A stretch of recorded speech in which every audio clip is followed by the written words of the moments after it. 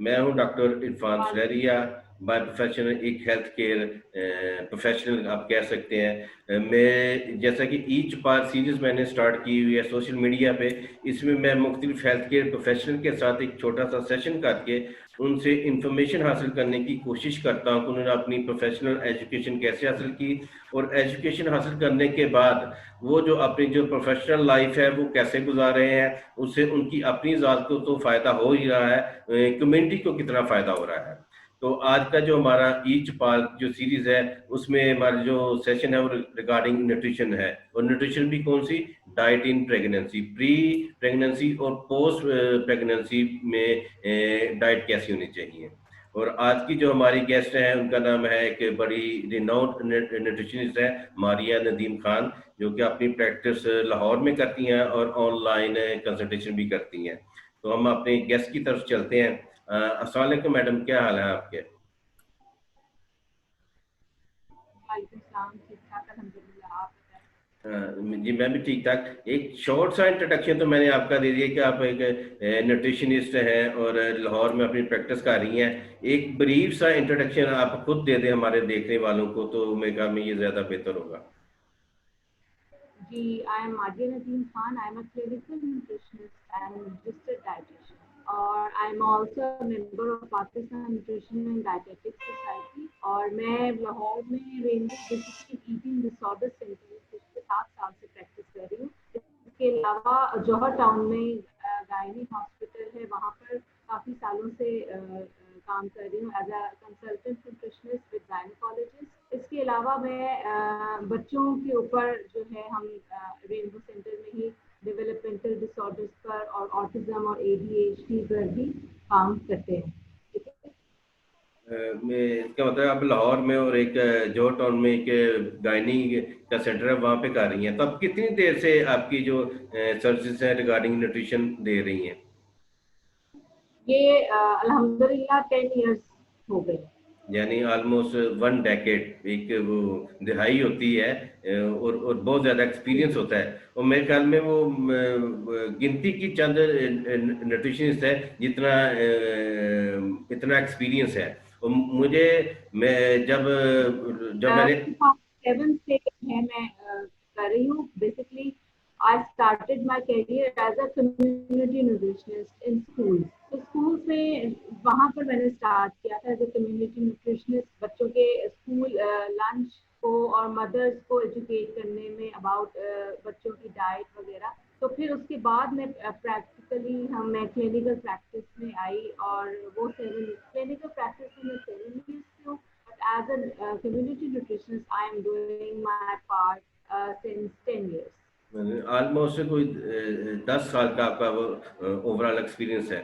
तो आपने ये जो एजुकेशन है न्यूट्रिशन की, ये कहाँ से ली, किस इंस्टीट्यूट से? ये मैंने MSc, I done my MSc from Home Economics College. Then I done my postgraduate diploma from Home Economics College as well. और उसके बाद when I came to this Rainbow Obesity Eating Disorder Center, I have done a comprehensive course in eating disorders. So मेरा practical experience जो है वो eating disorders में है, यानी कि एनोरेक्सिया नर्वोसा, बुलिमिया और बिंज ईटिंग। इन पेशेंट्स को डील करने में I have got an experience with psychologist and psychiatrist. ठीक है, यानी आपकी जो क्वालिफिकेशन है रिगार्डिंग न्यूट्रिशन वो होम इकोनॉमिक्स लाहौर से है। और होम इकोनॉमिक्स एक ऐसा इंस्टीट्यूट है, जी। अगर हम दूसरे डिपार्टमेंट्स की बात ना करें, सिर्फ न्यूट्रिशन की बात करें तो एक बहुत बड़ा नाम है। जितने भी आप हाई पोस्ट पे कह लें या ज़्यादा एक्सपीरियंस वाले लोग हैं वो यहीं से हैं। जी बिल्कुल। आप पायनियर कहीं पर भी नहीं था, तो होम इकोनॉमिक्स कॉलेज की न्यूट्रिशन पढ़ा। बिल्कुल ऐसा। अगर हम आज की बात करें तो तकरीबन हर इंस्टीट्यूट में, लाहौर में अगर बात करें तो हर इंस्टीट्यूट में न्यूट्रिशन की डिग्री जो है ना वो ऑफर हो रही है। तो आप न्यूट्रिशन में बाय चांस आई है कि बाय चॉइस आई हैं? और फील्ड भी थी आप होम जी, इकोनॉमिक्स मैं में? बाय चॉइस आई थी। जी, जी, मैं बाय चॉइस आई थी।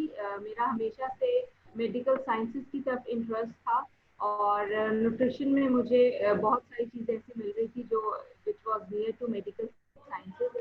और मैं बाय चॉइस आई थी, मेरे पास चॉइस थी कि मैं फाइन आर्ट्स वगैरह में भी जा सकती थी, बट मैं न्यूट्रिशन की फील्ड को मैंने बाय चॉइस जो है सेलेक्ट किया। ज़ाहिर बात है कि अगर किसी चॉइस की चीज़ उसको मिल जाए तो उसमें उसको काम करने का मज़ा भी आता है और उसको जो है ना सेंस ऑफ सेटिस्फेक्शन भी मिलती है। बिल्कुल ऐसे ही है। तो इस तरह की चीज़ है। अच्छा, ये तो आपने वो आपका थोड़ा-सा बैकग्राउंड ले लिया, आपका एक्सपीरियंस ले लिया। अब हम आते हैं जो आज का हमारा मौजू है, डाइट इन प्रेगनेंसी। कि प्रेगनेंसी में डाइट कैसी होनी चाहिए? एक जनरल सा ओवरव्यू बता दें कि कैसी डाइट होनी चाहिए? ड्यूरिंग प्रेगनेंसी पूछ रहे हैं कि प्री प्रेगनेंसी नहीं, पूछ मैं रहे हैं? ओवरऑल अभी मैं पूछ रहा हूँ, वो प्री और पोस्ट की तो हम बाद की बात करते हैं। ठीक है। ड्यूरिंग प्रेगनेंसी अगर हम बात करें तो हमारे यहाँ एक कॉन्सेप्ट चला आ रहा है कि हमने बहुत ज़्यादा जो है ख़वातीन में कॉन्सेप्ट देखा गया कि बहुत ज़्यादा उन्होंने खाना है, तो उसको हम हमेशा डिस्करेज करते हैं। हम हमेशा as a nutritionist healthy eating की तरफ उनको लेकर जाते हैं कि आप और सारे फूड ग्रुप्स जो हैं उनके पूरे हों, बैलेंस डाइट वो ले रहे हों। तो उसमें ऐसा नहीं है कि अगर वो एक रोटी खाती थी कि तो अब दो रोटियों पे आ जाए और तीन रोटियों पे आ जाए। They should have an idea कि जैसे जैसे उनकी ट्राइमेस्टर ज़्यादा जाते होते जाएंगे, उनकी एपिटाइट इंक्रीज होगी, उसके हिसाब से we have to adjust the diet. Plus ये कि ड्यूरिंग प्रेगनेंसी बहुत सारी खवातीन को वॉमिटिंग, नोजिया और डायरिया की शिकायत रहती है। तो as a nutritionist we have to monitor their diet according to that problem as well. कि बहुत सी खवातीन उस दौरान खा नहीं सकती कि बहुत ज़्यादा नौजिया होता है और बहुत ज़्यादा वॉमिटिंग रहती है और इलेक्ट्रोलाइट लॉसेज हो रहे होते हैं। बहुत सारी खवातीन को डायरिया हो जाता है या कुछ फूड से इंटॉलरेंस डेवलप हो जाती है। एक बहुत सारी फूड्स ऐसे हैं जो उस दौरान उनको हजम नहीं हो रहे होते, बाद में उनको हजम हो जाते हैं। तो हमें उस चीज को भी देखना पड़ता है, उन चीजों को हमें फूड अवॉइड लिस्ट में डालकर उसकी इंटॉलरेंस किस फॉर्म में हो रही है वो चेक करना होता है। कैलोरी, एम्प्टी कैलोरीज को हमेशा डिस्करेज किया जाता है जो वाइट शुगर से और बहुत ज्यादा फैटनिंग फूड से ली जाती है। और ड्यूरिंग प्रेगनेंसी हम हमेशा बैलेंस डाइट को प्रमोट करते हैं, जिससे आपके कार्बोहाइड्रेट्स हो, कॉम्प्लेक्स कार्बोहाइड्रेट्स हो, हेल्दी प्रोटीन्स हो, हेल्दी फैट्स हो, मिनरल्स हो, वाइटामिन हो, आपका कैल्शियम लेवल, आपका iron level, it should be good during pregnancy. तो ये माइक्रो न्यूट्रिएंट्स हैं, इनको मॉनिटर करना बहुत ज़रूरी होता है। हमारे यहाँ अनफॉर्चुनेटली पाकिस्तान में खवातीन में आयरन डेफिशिएंसी ड्यूरिंग प्रेगनेंसी बहुत ज़्यादा होती है, तो उसको हमने रूल आउट करना बहुत ज़रूरी होता है। कॉन्स्टिपेशन का प्रॉब्लम बहुत ज़्यादा होता है, तो आपकी डाइट में फाइबर जो है it should be added in adequate amount. तो ये सब चीज़ें हैं जो हम प्रेगनेंसी के दौरान जो है वो मॉनिटर करते हैं। बिल्कुल ऐसे ही आपने ठीक कहा कि ड्यूरिंग प्रेगनेंसी की जो इम्पोर्टेंस है बहुत ज़्यादा है। अगर एक किसी माँ की डाइट अच्छी है तो डेफिनेटली जो बच्चा है उसकी डाइट भी अच्छी होगी और उसके पॉजिटिव इम्पैक्ट उसकी हेल्थ के ऊपर भी वो पड़ेंगे और ओवरऑल जो फैमिली है वो भी ठीक रहेगी। तो हम आपसे ये तो जनरल बता दिए कि डाइट इन प्रेगनेंसी कैसी होनी चाहिए। हम अगर इसको डिवाइड करेंगे प्री प्रेगनेंसी डाइट, अगर किसी ने प्लान कर लिया, कोई किसी ने फीमेल ने कंसीव कर ली है, तो उससे पहले उसकी डाइट कैसी होनी चाहिए? Pre pregnancy pre diet. Pregnancy, हाँ जी बिल्कुल, प्री प्रेगनेंसी आजकल बहुत एक क्रिटिकल आप कह लें टॉपिक बना हुआ है, क्योंकि हमारे पास बहुत सारी खवातीन पेशेंट्स आती हैं with the many hormonal issues. तो उसको आज मैं थोड़ा सा हाईलाइट करना चाहूंगी कि many women came with the complain of PCOS जो है बहुत ज्यादा हो गया है, जिसकी वजह से भी कंप्लेन होती है कि हम नहीं कंसीव कर पा रहे। तो उसके लिए lifestyle modification is very necessary. PCOS को रूल आउट करने के लिए सिर्फ न्यूट्रिशनिस्ट का रोल नहीं होता। न्यूट्रिशनिस्ट हमने जो है वो गायनेकोलॉजिस्ट की हेल्प के साथ उसको सॉल्व करना होता है। और गायनेकोलॉजिस्ट का भी कहना होता है कि जिस आपका जो है वजन जो है वो कंट्रोल होना चाहिए। जैसे वजन को कंट्रोल किया जाता है उनको कंसीव करने में उनको आसानी होती है। तो सबसे पहले मैं उनको पीसीओएस के जो खवातीन हैं उनको यही कहूँगी कि अपनी डाइट से कार्बोहाइड्रेट रिच फूड्स जो हैं उनको निकाल दें। सफ़ेद मैदा और सफ़ेद चीनी जिनमें पाई जाती है वो अपने फूड्स को अपनी लाइफस्टाइल से कम करें और फिजिकल एक्टिविटी को बढ़ाएं। तो अगर जिन लोगों को पीसीओएस नहीं है और दे हैव टू चेक के उनको कोई और हार्मोनल मसला ना हो। और अगर हम जनरल बात करें जो है प्री प्रेगनेंसी डाइट में, तो उसमें खवातीन का iron level, folic acid level ये बहुत ज़्यादा ज़रूरी होता है, इसीलिए फॉलिक एसिड सप्लीमेंट्स दिए जाते हैं प्री प्रेगनेंसी डाइट पे टू कंसीव इजीली। फिर मैंने आज जैसे कि बात की बैलेंस डाइट की, तो उसमें प्री प्रेगनेंसी में भी माई प्लेट कॉन्सेप्ट को हमेशा इंकरेज किया जाता है, जिसमें सब्जियों का एक पोर्शन है और डेयरी का भी एक पोर्शन है, प्लस उसमें फ्रूट्स भी आते हैं, उसमें आपका चिकन, मटन, बीफ भी एक क्वांटिटी में आ रहा होता है, और आपके सीरियल्स भी आ रहे होते हैं जिसमें चावल, रोटी वगैरह है। तो अगर आप माई प्लेट कॉन्सेप्ट को फॉलो करें ड्यूरिंग प्री प्रेगनेंसी डाइट, तो आपको एक बैलेंस डाइट मिलेगी, सारे न्यूट्रिएंट्स भी मिलेंगे, इसमें फाइबर भी मिलेगा आपको, और plus you have to check के आप आयरन डेफिशिएंट ना हो, ठीक है। आपकी साइकिल जो है इट शुड बी नॉर्मल, और उसके लिए साइकिल हमारा जो है लेडीज का इट शुड बी नॉर्मल, और उसके लिए हमें गायनेकोलॉजिस्ट के साथ भी इंटच रहने की जरूरत है। न्यूट्रिशनिस्ट का काम ये है कि आप सारी डेफिशिएंसीज को, माइक्रो न्यूट्रिएंट डेफिशिएंसीज को रूल आउट करें कि कहीं ना कहीं विटामिन डी डेफिशिएंसी नहीं आ रही, आपके फेरेटिन लेवल्स जो है यानी कि आयरन के स्टोर्स जो हैं इट शुड बी एडिक्वेट, ताकि अगर आप जब प्रेगनेंसी कंसीव कर लेती हैं तो आपका आयरन लेवल एकदम से ड्रॉप ना करे। इसी तरह इसी तरह हमारे जीआई इश्यूज जो हैं वो अच्छे होने, यानी कि आपको किसी भी किस्म का पेट नहीं खराब रहता हो। बहुत सारे लोगों को कॉन्स्टिपेशन, क्रॉनिक कॉन्स्टिपेशन होती है, वो नहीं होनी चाहिए, वो प्रेगनेंसी में जाकर फिर ज़्यादा हो सकती है। इसी तरह बहुत से लोगों को हाइपरटेंशन का इशू होता है जो कि प्रेगनेंसी में जाकर बढ़ जाता है। और जिन लोगों की फैमिली में डायबिटीज़ है उनको they should be very careful, क्योंकि बहुत सारी खवातीन जिनकी फैमिली में डायबिटीज़ है उनको गेस्टेशनल डायबिटीज़ की शिकायत होती है इन द प्रेगनेंसी। तो अगर वो डाइट अपनी नॉर्मल रखेंगी, बैलेंस रखेंगी, और उसमें एम्प्टी कैलोरीज और शुगर वगैरह का इंटेक कम होगा, और उसको हेल्दी अपनी लाइफस्टाइल को करेंगी, और physical activity plays an important role, ना सिर्फ प्री प्रेगनेंसी में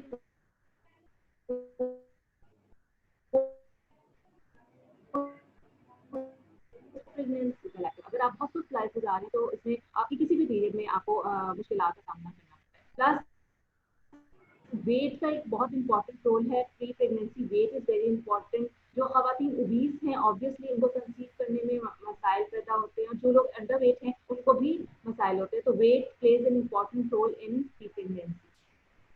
बिल्कुल ऐसा ही है। और मैंने जो अपनी ज़ाहिर बात आपने भी अपने प्रैक्टिकल लाइफ में देखा होगा, मैंने भी वो देखा होगा कि वेट का जो आपने एंड में बात की कि वेट बहुत बड़ा मैटर करता है। और अक्सर जो कपल्स हैं उनके में जब गायनेकोलॉजिस्ट के पास जाते हैं तो वो कहते हैं कि अपना वेट कम करें।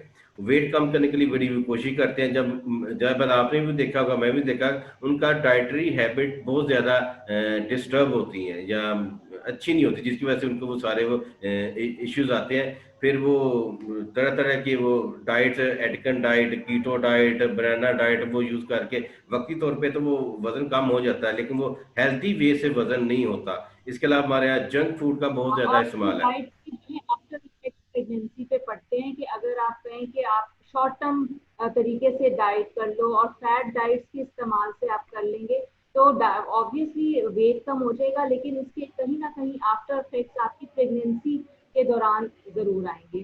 तो हमेशा हम इंकरेज करते हैं कि हेल्दी लाइफस्टाइल के थ्रू जो है वो वेट को लॉस किया जाए। बिल्कुल से सही कहा। ये तो आपने बता दी कि प्री प्रेगनेंसी डाइट आपकी कैसी होनी चाहिए। अब पोस्ट प्रेगनेंसी डाइट, मतलब कोई प्रेग्नेंट हो गया है तो वो उसकी डाइट कैसी होनी चाहिए, कि वहाँ पे बड़े कॉन्शियस होते हैं कि कुछ खाने को दिल नहीं कर रहा, नोजिया, वॉमिटिंग, इस तरह के इश्यूज होते हैं, तो उसमें उसके बारे में कुछ बता दें।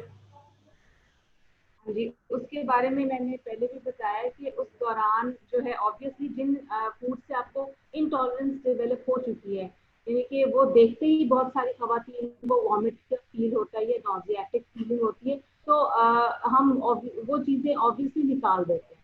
तो उन्हीं चीज़ों के हेल्दी ऑल्टरनेटिव्स की तरफ हम जाते हैं कि उनकी जो रिक्वायरमेंट्स हैं वो भी पूरी हों, और जो है उनको किसी भी किस्म की डेफिशिएंसी ना हो। और कभी कभी हमें रेसिपी मॉडिफिकेशंस भी करनी पड़ती हैं, और ऑब्वियसली उनके पास सिट्रस फूड्स की तरफ ज्यादा रुझान होता है, जिसकी वजह से उनका नौजिया जो है वो बेटर हो जाता है। तो हम उनकी रेसिपीज में कहीं ना कहीं लेमन ऐड कर देते हैं, ऑरेंज जूस ऐड कर देते हैं, उनके सैलेड्स में ऐड कर देते हैं, और इसी तरह कुछ इसी किस्म की सिट्रस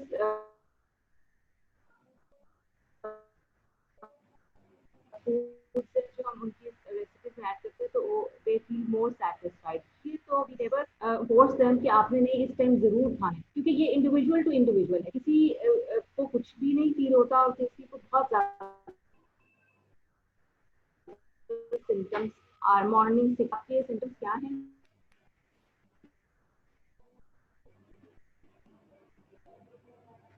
उसके अकॉर्डिंग तो हम बहुत ज्यादा करते हैं कि बहुत सारी खवातीन शुरू के ट्राइमेस्टर से ही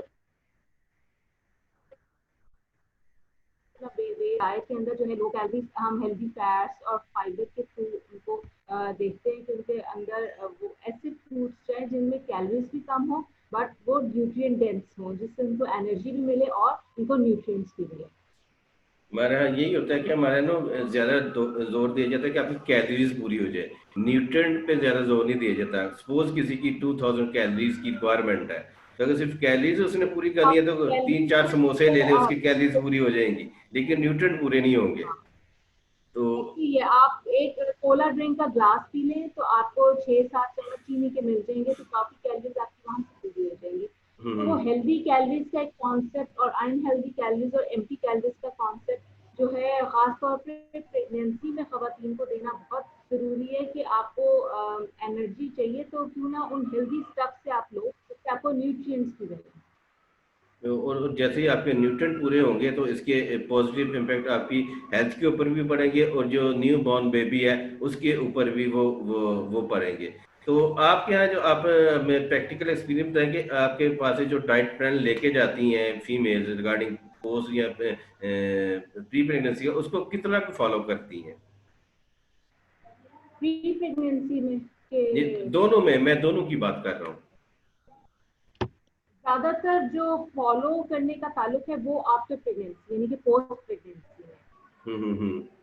तो प्रेगनेंसी में क्योंकि आप डाइट उनको काउंसिल तो कर देते हो, लेकिन उनकी तबीयत इस किस्म की होती है कि कभी उनसे फॉलो होता है, कभी नहीं होता।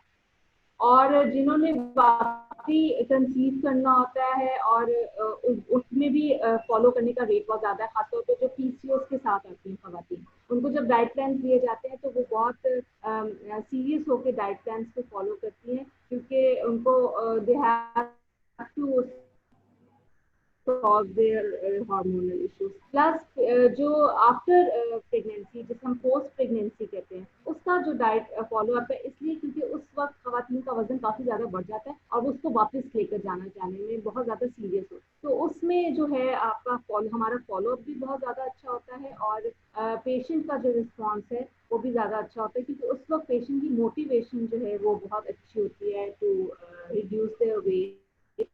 उसमें थोड़ा सा मैं आपको बताऊं कि पोस्ट प्रेगनेंसी वेट में कुछ चीजें जो है वो वेरी करती हैं। उसमें एक तो वो खवातीन जिनका सी सेक्शन हुआ, ठीक है, वो हम उनकी डाइट बिल्कुल डिफरेंट चली जाती है, क्योंकि बॉडी में इन्फेक्शन होता है, स्टिचेस होते हैं, तो we have to increase the protein level. तो उनकी डाइट के अंदर प्रोटीन्स और माइक्रोन्यूट्रिएंट्स लेवल जो है वो इंक्रीज करते हैं आहिस्ता आहिस्ता। जब वो अपनी सॉलिड डाइट पे आती हैं, लिक्विड डाइट से उनकी ग्रेजुअली फर्स्ट 2 डेज की डाइट उनकी बिल्कुल मुख्तलिफ होती है, और आहिस्ता आहिस्ता जब हम उनको सॉलिड डाइट के ऊपर लेकर आते हैं तो उसमें हमारी कोशिश ये होती है कि हम प्रोटीन्स को, हेल्दी फैट्स को जो है वो करें। प्लस जो माएँ जो है मदर मिल्क की तरफ होती है कि वो जो बच्चों को दूध खिला रही होती है, उनकी डाइट बिल्कुल डिफरेंट हो जाती है। तो पोस्ट प्रेगनेंसी को हम 3-4 हिस्सों में तकसीम करेंगे, जिसमें वो हैं जो बिल्कुल लैक्टेटिंग मदर्स नहीं है, उनकी डाइट बिल्कुल डिफरेंट हो जाएगी। इनके वेट को भी हमने साथ साथ देखना है, प्लस फिजिकल एक्टिविटी हर हालत में हम जो है वो इंकरेज करते हैं कि चाहे आप लैक्टेटिंग है या नहीं लैक्टेटिंग, आपका सी सेक्शन हुआ है या नहीं हुआ, फिजिकल एक्टिविटी आपके लिए बहुत इंपॉर्टेंट है। इसी तरह जीआई इश्यूज को साथ साथ रूल आउट करने की बहुत जरूरत होती है कि देखना पड़ता है कि कॉन्स्टिपेशन जो है वो बहुत ज्यादा प्रॉब्लम कर देती है आफ्टर प्रेगनेंसी। तो कॉन्स्टिपेशन ना हो, डाइट के अंदर जो है एडिक्वेट फाइबर हो, आप फ्रूट्स और वेजिटेबल्स की फॉर्म में, तो कॉन्स्टिपेशन आपको नहीं होगी। ठीक है। तो वेट को ज्यादा लेकर खवातीन आती हैं आफ्टर प्रेगनेंसी, जिसको हम हेल्दी मॉडिफिकेशन के थ्रू ही करते हैं। डाइटिंग को बहुत डिस्करेज करते हैं क्योंकि इस टाइम पर आपके बहुत सारे लॉसेस होते हैं, और we have to check micronutrient deficiencies as well. उसमें iron levels, calcium levels, vitamin D levels, ये सब बहुत इंपॉर्टेंट है। और सप्लीमेंटेशन की जरूरत हो तो सप्लीमेंटेशन की जाती है, वरना आप फूड के साथ साथ तो उनको डाइट प्लान दे रहे हो। बिल्कुल सही कहा कि मैं जिस हॉस्पिटल में प्रैक्टिस करता हूँ वहाँ पे जो मेरे पास पेशेंट का है वहाँ पे भी गायनी का काम ज़्यादा है। तो after pregnancy after delivery sorry जो केसेस होते हैं सी सेक्शन वाला बड़ा अच्छा आपने बताया कि फर्स्ट जो 2-3 दिन होते हैं उनकी डाइट किसी और किस्म की होती है, हमने उसको लिक्विड डाइट पे वो आना होता है। तो इसमें ज़ाहिर बात है आप इस प्रैक्टिस में भी सबसे हर्डल जो आती है वो तो डॉक्टर्स आते हैं, वो आपने भी वो देखा होगा कि डॉक्टर्स जो होते हैं कि हमारे पेशेंट को हाथ ना लगाए और ये ना करे, उनको कन्विंस करना सबसे मुश्किल काम होता है। लेकिन जब वो कन्विंस हो जाते हैं फिर आपको वो खुद कहते हैं कि ये हमारा पेशेंट है, आप इसको वो देखें। तो आपका भी कुछ इसी तरह का एक्सपीरियंस है कि डॉक्टर्स कितना शुरू में क्या कहते हैं रुकावट बनते हैं और जब वो करते हैं आपको फॉलो पेशेंट देना शुरू कर देते हैं तो फिर उनका रिस्पॉन्स कैसा होता है? नहीं, मेरे एक्सपीरियंस में जहाँ मैं प्रैक्टिस कर रही हूँ वहाँ गायनोकोलॉजिस्ट आर वेरी कोऑपरेटिव, और बेसिकली आई बिलीव कि एक मल्टी डिसिप्लिनरी टीम का काम है। हम्म। और अगर वो टीम अब एक दूसरे को अंडरस्टैंड नहीं करेगी तो पेशेंट ही सफर करेगा।